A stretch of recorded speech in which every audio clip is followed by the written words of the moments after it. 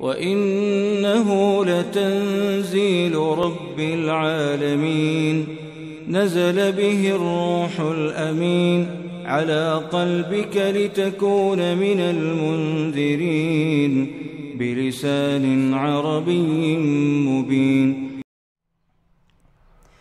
اللهم لا سهل إلا ما جعلته سهلا وأنت تجعل الحزن إن شئت سهلا. أما بعد, sa lahat po ng mga estudyante na nakapag-enroll sa Special Arabic Class for Beginners at sa lahat po ng mga kapatiran na interesado pong mag-aral sa wikang Arabic, ay welcome po sa inyong lahat. Assalamualaikum warahmatullahi ta'ala wabarakatuh. Sa araw po na ito, ang atin pong pag-aaralan ay patungkol sa asyaddatu wa tanwin. Ano nga ba ang ibig sabihin ng asyadda or tinatawag na at-tashdid sa wikang Arabic? At ano nga ba ang ibig sabihin ng at-tanwin? At paano nga ba sila isulat? Okay? Ano nga ba ang kanilang larawan? Ang asyadda po or ang tinatawag na at-tashdid sa wikang Arabic ay ito po ang kanyang larawan. At ang tanwin naman po ay ito po ang kanyang larawan. Okay? Ang pangalawang katanungan po ay kung paano po natin gagamitin ang dalawang ito at kung kailan po natin sila gagamitin. Okay? At yan po ang ating sasagutin insyaallah subhanahu wa ta'ala. Okay. Ang uunahin po natin sa dalawang ito ay ang tinatawag na at-tashdid or ang tinatawag na asyadda. Ang at-tashdid at ang syadda po ay isa lang po ang kanilang kahulugan at ito po ang kanilang larawan. Okay. Ano nga ba ang ibig sabihin ng at-tashdid? Ang ibig pong sabihin ng at-tashdid ay ito po ang palatandaan na ginagamit po natin na isinusulat po natin sa itaas ng isang letra kung ang letrang iyon po ay doble. Okay? Ibig sabihin, kung parehong letra po na magkasunod sa isang salita, ang tawag po sa kanila kapag ikinumbine po natin, kapag pinag-isa po natin ang dalawang letrang iyon, ay lalagyan po natin ng at-tashdid sa kanilang itaas, palatandaan po na ang letrang iyon po ay doble. Okay? So magbibigay po tayo ng halimbawa para mas maintindihan po natin insyaallah subhanahu wa ta'ala. Okay. So ang unang halimbawa po na ating ibibigay ay ang Arabic po ng tinatawag na ang tinatawag po na muthallathun. Okay? Muthallathun na ang kanyang kahulugan sa wikang Tagalog ay tatsulok. Okay? Ang kanyang kahulugan sa wikang English ay triangle. Okay. So ang kanyang Arabic, okay? Ang kanyang Arabic po ay muthallathun. Okay? Kapag isusulat po natin siya nang hindi po magkarugtong ay ganito po ang kanyang larawan. Okay? Mu, okay? Mim na may dhamma. Pangalawa po ay tha. Okay? Tha, tatlo po ang kanyang tuldok. Mutha. Okay? Tha, lalagyan po natin ng fatha sa kanyang itaas. At ang pangatlo po ay lam. Okay? Lam na may sukun at kasunod po ay lam na may fatha. Okay? At ang kanyang huling letra po ay tha na may dalawang dhamma. Okay. So ang dalawang dhamma po ito, ang dalawang dhamma po na ito ay papaliwanag din po natin mamaya. Okay? Sapagkat pasok po ito sa topic o topiko na at-tanwin. Okay. Muthallathun. Okay. Muthallathun. Okay? Muthallathun. Muthallathun. Na ang kanyang kahulugan po ay triangle or tatsulok sa wikang Tagalog. Okay. So ang kanyang Arabic po ay muthallathun. Ngayon, mapapansin po natin kapag ang dalawang letra, okay? Kapag ang dalawang letrang magkasunod ay iisa lang po, okay? Ibig sabihin ay magkapareho. Kapag nagkasunod po ang magkaparehong letra at ang nauna po sa kanyang letra ay sukun, okay? Ang nauna po sa kanyang letra ay sukun po ang kanyang vowel at ang sumunod po sa kanyang letra ay kapareho niya at meron po itong vowel na it's either fatha, kasra, or dhamma. Okay. Sa ganyang sitwasyon po ay iisahin na po natin sila. Iko-combine na po natin sila pag iisahin na po natin sila. So magiging isang letra lang po sila. Ngunit lalagyan po natin ng palatandaan na at-tashdid para palatandaan po ito na ang kanyang original po ay dalawang letra na ang nauna po sa kanya ay sukun at sumunod po sa kanya ay may vowel. Okay. So kapag idudugtong po natin ang salitang ito, okay, magiging ganito po ang kanyang larawan. Okay? Mim. So ganyan po ang mim kapag nakasulat po siya sa unahan. At ang tha, kapag siya po ay nasa gitna, okay? Kasunod po nun ay lam, okay? At ang lam po na ito ay dalawa, okay? Ang unang lam ay sukun at pangalawang lam ay fatha, okay? At ang panghuli po ay tha, okay? So, ganyan po yan. Mim, tha, tapos dalawang lam po, okay? Kung dalawang lam po na magkasunod at ang una po sa kanya ay sukun, okay? At ang una po sa kanya ay sukun at sumunod po sa kanya ay fatha, ang gagawin po natin kapag idurugtong po natin ang dalawang iyon ay lalagyan po natin ng tashdid. Okay? Tashdid, palatandaan po ito na dalawa po ang lam sa kanyang original na anyo. Okay? At lalagyan po natin siya ng vowel na sumunod po. Okay? Ibig po sabihin, ang ilalagay po nating vowel ay yung kasunod ng naunang letra sa kanya. Okay? So, ang unang letra ay lam na sukun. So, ang gagamitin po nating vowel ay itong pangalawang lam na mayroong fatha. Okay? So, ilalagay po natin ang fatha sa kanyang itaas at kukopyahin lang po natin ang mga vowel ng naunang letra. Okay? Mim, meron siyang dhamma. At ang sumunod po ay tha, may fatha. At ang panghuling tha ay meron po siyang dalawang dhamma. Okay? Ang tawag po sa kanya ay dhammatan. Okay. So, ganito po. Ito po ang kanyang original na anyo. Kapag hindi po siya magkarugtong, muthallathun. Okay. Kapag idurugtong po natin siya, ay magiging ganito po. Muthallathun. Pareho po ang pagbigkas sa kanya, ngunit magkaiba po ang kanilang pagkasulat. Okay? Sa una po ay hindi po sila magkarugtong, pangalawa po ay magkarugtong na. Okay. So, ano nga ba ang purpose ng at-tashdid? Okay? Or asyaddah.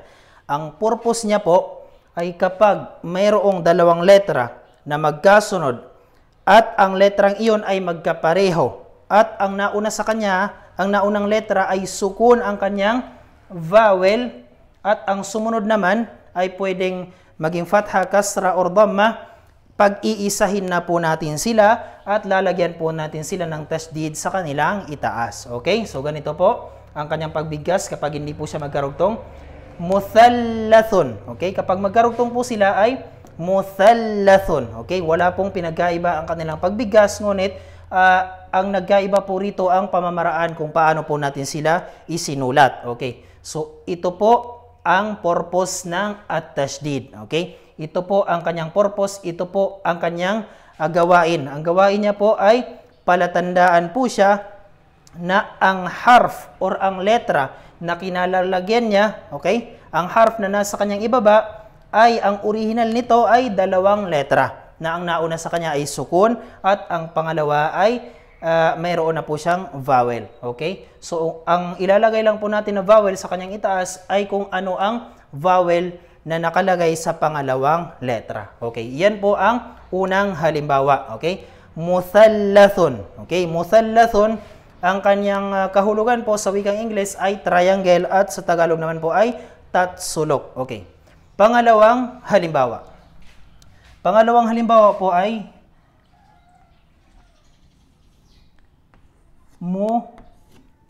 murab. Okay? Murabbaun. Okay? Murabbaun. Okay? At ang meaning po ng murabbaun ay square or tatsulok sa wikang Tagalog. Okay. So ngayon po, mapapansin po natin sa ating pangalawang halimbawa ay meron na naman pong dalawang letra na magkasunod at pareho po ang kanilang letra. Okay? Meron pong dalawang letra na pareho na magkasunod po sila at ang nauna pong letra ay sukun ang kanyang vowel at ang pangalawa po ay fatha. Okay. So ang gagawin po natin kapag idurugtong po natin sila ay ganito na po ang kanyang larawan. Okay? Una po ay mim na may dhamma. Pangalawa po ay ra. Okay? Mo at ang ra po ay may fatha. Ang kasunod po ay ba. Okay? Sa ganitong sitwasyon po ay hindi po natin pwedeng dugtungan ang ra. Okay? Sapagkat napapabilang po ang ra sa 6 na letra na pwede po siyang dumugtong ngunit hindi po siya pwedeng dugtungan. At yun po ang alif, dal, zal, ra, zay, waw. Okay. So, pangatlo po at pang-apat ay ba. Okay? Ang gagawin po natin ngayon ay pag-iisahin na po natin sila. Okay? At lalagyan po natin ng at-tashdid. Okay?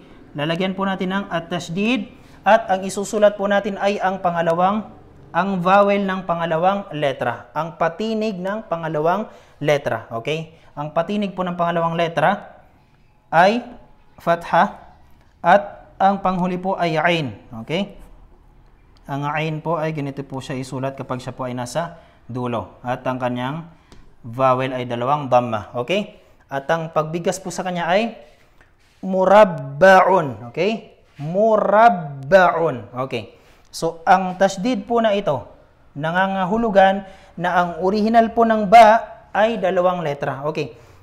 So, kung halimbawa po, bibilangin po natin, ilan po ba ang letra na nakasulat dito? Okay? Sa larawan po na ito, sa pangalawang larawan po dito, sa murabbaun, ilan po ba ang letra, ang kanyang letra? Okay? So, ang kanyang letra po ay 5. Okay? Una ay ang mim, pangalawa ang ra, pangatlo at pang-apat ay ang ba. Okay? At ang panglima po ay ain. Okay? Ibig po sabihin ay 5 po ang kanyang letra. Sa muthallathun po ay 1, 2, 3, 4 sapagkat 2 po ang lam at panglima po ang tha. Okay? So, ngayon po, napagtanto po natin na ang tashdid ay nilalagay po natin bilang palatandaan na kung ang letra po ay nasa kanyang ibaba ay 2. Okay? 2 na magkaparehong letra. Okay? So, ngayon po ay nakakuha na po tayo ng 2 halimbawa. Magbibigay na lang po tayo ng isang halimbawa para mas maintindihan po natin ang ibig sabihin ng asyaddah or at-tashdid. Ang pangatlong halimbawa po ay ang tinatawag na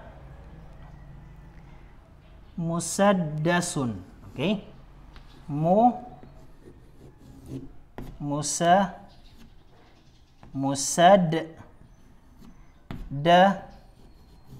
Okay? May dalawang dhamma. Okay? Musaddasun. Okay? Paano nga ba natin idudugtong ang salitang ito? Okay? Ang nauna po sa kanya ay mim. Sumunod po ay sin. Sumunod po ay dal. Dal po na may tashdid. Okay? Sapagkat 2 po ang letrang dal dito na magkasunod. Okay? Sa isang kondisyon po na ang nauna po sa kanya ay sukun at ang susunod po sa kanya ay may vowel. Okay. At ang panghuling letra ay sin na mayroong 2 dhamma. Okay?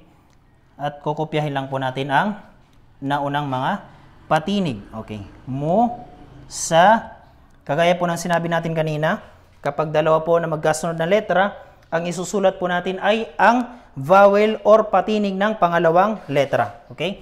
Ang patinig po ng pangalawang letra dito, pangalawang dal ay fatha. So, fatha din po ang ating isusulat. Okay? Musaddasun. Okay?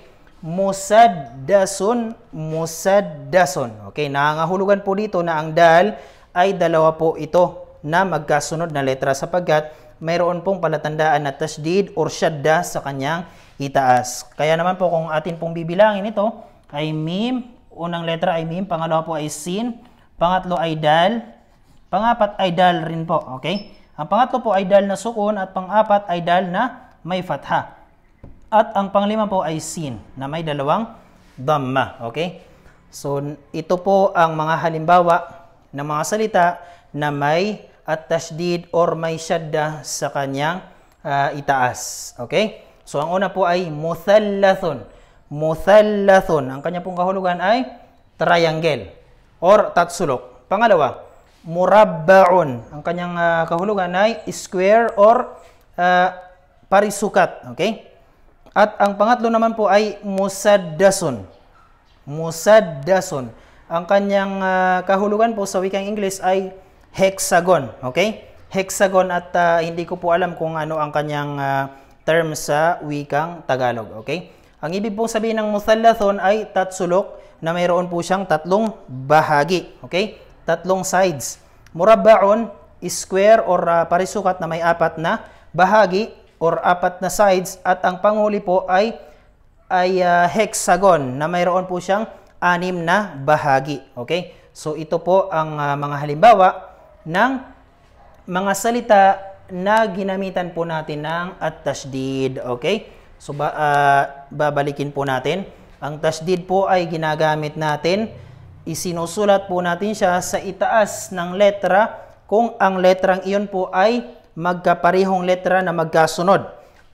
At ang kanyang kondisyon po ay ang nauna niyang letra kailangan po ay sukun at ang pangalawang letra ay may vowel. Ang ibig pong sabihin ng sukun ay wala po siyang vowel. Okay? So wala po siyang vowel. So kung paano po natin siya bigkasin, kung ano po ang kanyang tunog ay ganoon din po ang pagbigas natin sa kanya. Ngunit hindi po natin siya lalagyan ng a, i at o. Okay? Sapagkat wala po siyang vowel. Lalagyan lang po natin siya ng palatandaan na sukun para as-assign po na natunog lang po ang ating bibigkasin kapag atin siyang babasahin. Okay? So ito po ang mga halimbawa ng at-tashdid. Okay? So natapos na po tayo sa at-tashdid. At pangalawa po nating ipapaliwanag ay ang tinatawag na at-tanwin. Ano nga ba ang ibig sabihin ng at-tanwin? Okay. Ang ibig sabihin ng at-tanwin ay ito po ay ang dalawang vowel. Okay? Dalawang patinig. Okay? Dalawang vowel. Yan po ang ibig sabihin ng at-tanwin. At ang dalawang vowel na iyon ay tatlo po ang kanyang uri. Okay? Tatlo ang kanyang uri. Ang unang uri ay ang tinatawag na fathatan. Okay? Ang unang uri po, okay, dito na po tayo sa tanwin. So, ang side po na ito ay asyadda or at-tashdid. At ang side po dito ay at-tanwin. Okay. So, ang tanwin ay meron po siyang tatlong uri. Ang unang uri po ng at-tanwin ay ang tinatawag na fathatan. Okay?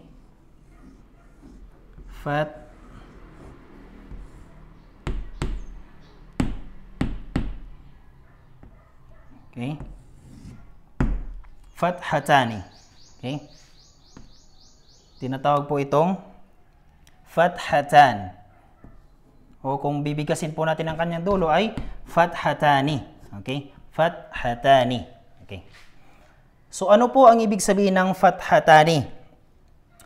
Alam na po natin kung ano ang fatha. Okay. Ang fatha po ay yun po ang vowel na nakalagay po sa itaas ng isang katinig or isang letra. At ang katumbas po nito ay ang patinig na a sa wikang Tagalog. Pangalawa po ay ang tinatawag na kasra. Ang kasra po ay inilalagay po natin sa ibaba ng isang letra at ang katumbas niya po sa natunog sa ang katumbas niya pong patinig sa wikang Tagalog ay i. Okay? At ang pangatlo po ay ang tinatawag na dhamma. Okay? Dhamma, inilalagay po natin na parang maliit po na waw sa itaas ng letra at ang katumbas niya po sa wikang Tagalog ay u. Okay? U. So ito po ang tatlong patinig na ating ginagamit sa wikang Arabic. Okay? So ngayon po, bakit po ito tinawag na fathatan? Okay? Tinawag po siyang fathatan sapagkat ang pamamaraan po ng pagsulat sa kanya ay dalawang fatha. Okay? Kung ito po ang ating harf or ito po ang ating letra, ang fathatan po ay isinusulat bilang dalawang fatha. Okay? Dalawang fatha. Yan po ang kanyang hugis. Okay? Yan po ang kanyang larawan. Ang fatha ay isang guhit lang po at ang fathatan ay dalawang guhit sa itaas ng letra. Okay. Yan po ang unang uri ng tinatawag na at-tanwin. Pangalawa, ang tinatawag po nating kasratan. Okay? Kasratan. Kasratan. Or kung babasahin po natin ang dulo niya ay kasratani. Okay? Kasratani. Okay? Kung hindi na po natin babasahin ang dulo, ay sasabihin lang po natin kasratan. Okay. Ngayon, kasratan, ano po ang kanyang larawan? Okay? So, alam po natin ang kasra at yun po ay ang i sa wikang Tagalog. At ang kasra po ay isang guhit na nakalagay sa ibaba ng isang letra.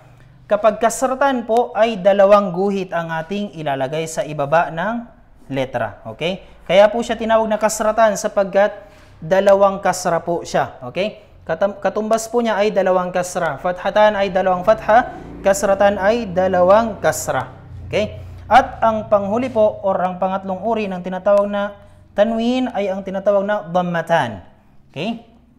Ang tinatawag na dhammatan.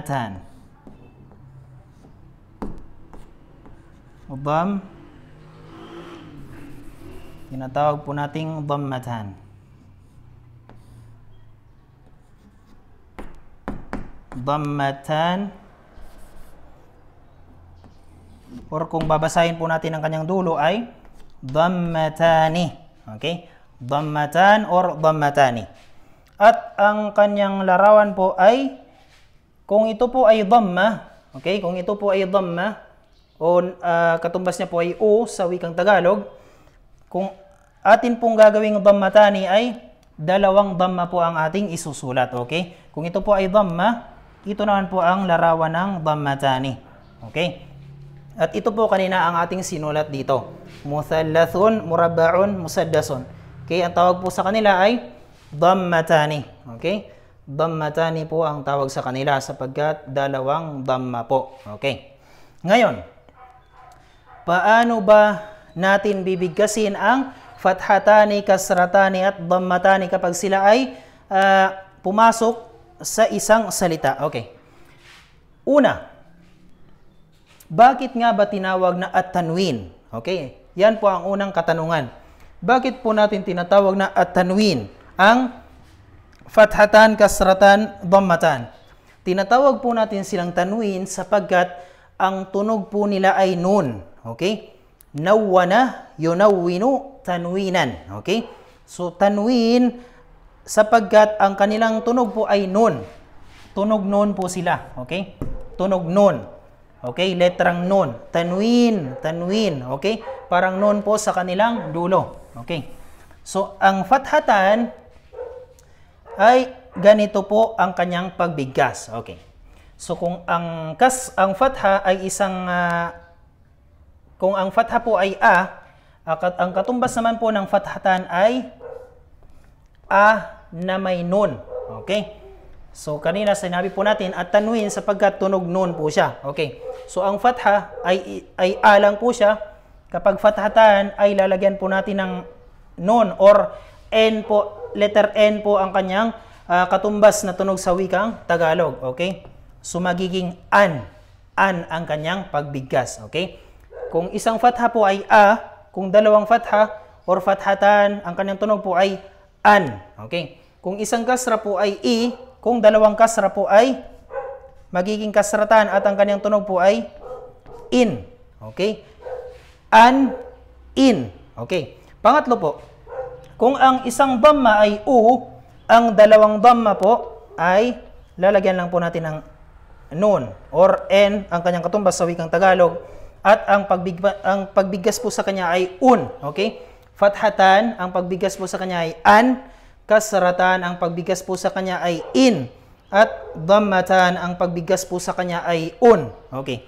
Para mas maintindihan po natin ang tatlong tanwin na ito ay magbibigay po tayo ng halimbawa inshallah subhanahu wa ta'ala. Ang halimbawa po natin ay kukunin po natin sa Suratul Ikhlas. Okay? So sabi ng Allah subhanahu wa ta'ala, A'udhu billahi minasyaitanir rajim.